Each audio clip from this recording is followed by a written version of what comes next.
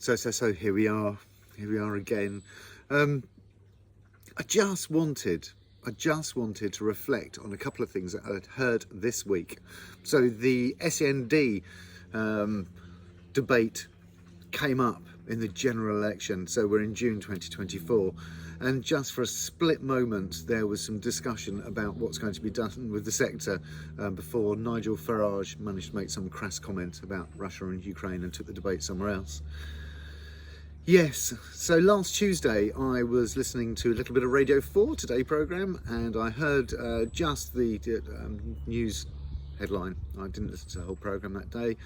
That the Conservatives were going to put more money into SEND and Labour were going to make sure mainstream schools did more for SEND young people. And then on Friday I heard someone on PM talking with some sense and then some absolute nonsense as to his rationale as to why schools and parents are pushing for education, health and care plans. Now, I want to deal with that first, because in essence, what I took from it, so I'm not absolutely certain whether this is what he meant, so I don't want to misrepresent him, However, what he was essentially saying was parents are pushing for education, health and care plans so that they get additional provision and possibly so they get additional funding, not just within the school, but also disability funding that they might get themselves. And he also suggested that schools were doing this because what they would do is get the allocation of money and then they would just spend it in the school in general. Now, that is true. I do know that primary schools in particular really struggle with getting the right level of funding for young people with special educational needs. And there is a reason for that. And the reason for that is because SEND is identified often within primary. That's when it starts to come through. So they start with a huge group of egocentric young people. And over time, those young people who are not considered to be neurodiverse will just slip into the system as normal. And those who actually have some of those challenges associated with social anxiety and other traits associated with autism, for example, will start to come to the fore. Now, the way that funding works is it has to be allocated to actual interventions.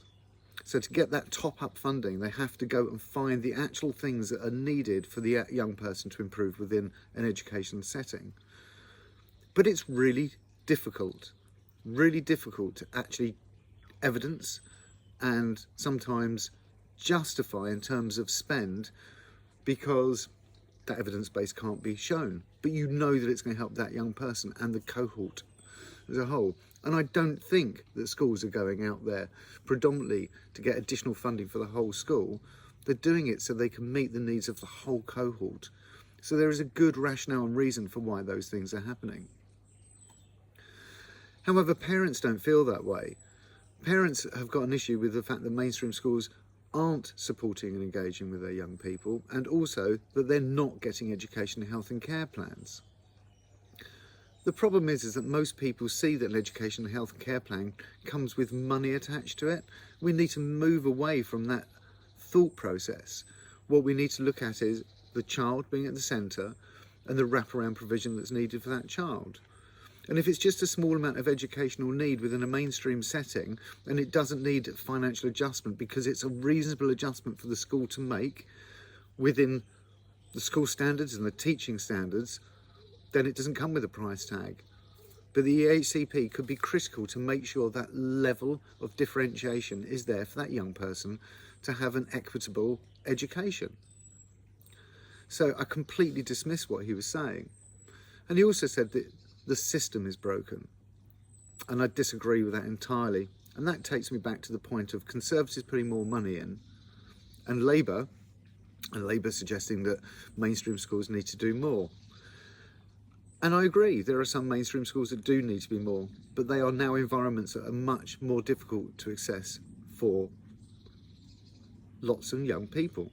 You've changed the environments. Lots of these schools are now super secondary schools, and they're so big that they are alienating a larger cohort of young people.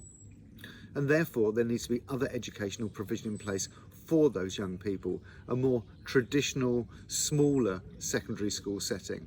where you can actually understand and know your peer group, and you have a relationship with the teachers, and there is a nice easy structure to follow and understand. And that's why special needs schools seem to be growing, or the need for them is growing because of this. But because it's happening predominantly in the independent sector, what you're seeing on that basis is a growth in expenditure, because it's the independent sector that are investing in young people. They have the money to do that, and therefore that's what they're doing. There is of course the opportunity for local authorities to do the same thing. So money is needed in the system. Money is needed in the system, and Conservatives are right, so put more money in the system, but understand where that's going, and make sure that actually when you're putting the money in, you're getting the right outcomes at the other end for the young people, because when you get the right outcomes, better future outcomes, there is less of a cost in the future for those young people as they move forward into adulthood. And as for Labour's point about making the mainstream school to do what they need to do, I don't know how you're magically going to do that. There are statutory requirements already in place for meeting the needs of SEND young people.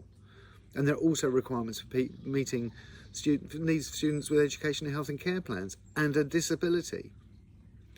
And it's the local authorities that need the empowerment to actually make these changes in academies and other mainstream schools if you're going to see an improvement. They don't have the time, the money, the resource, or the expertise necessarily to make that happen. So it's a grandiose idea, thank you very much, but it already exists. It's nothing new. It's just very difficult to implement.